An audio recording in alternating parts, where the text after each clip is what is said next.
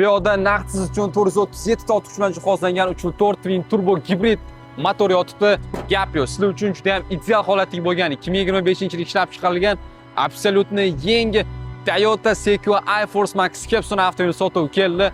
Avtomobilning old chassilari полностью bo'lim plyonka bilan qoplangan, juda ham yumshoq, yangi bo'lib turibdi.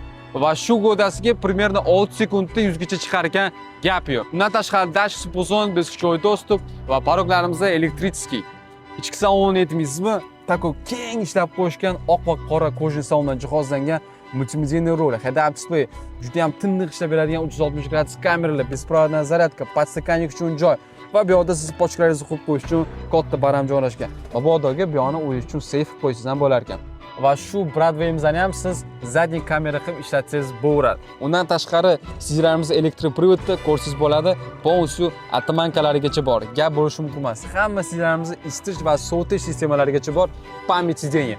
Undan tashqari mana zadniy qatorlarni bitta ko'ringlar, tako kapitanskiy sistem bilan jihozlangan 3 taratli 4 zona klimat kontrol va katta panoramli kirishi. Aytmaganiga siz uchun bu yerda shtorkalari ham mavjud. Avtomobilning zadniy unitlarini ko'rib bitta baho berib qo'yasizlar. Narxi keladigan bo'lsa, 143 ming dollar deyapmiz.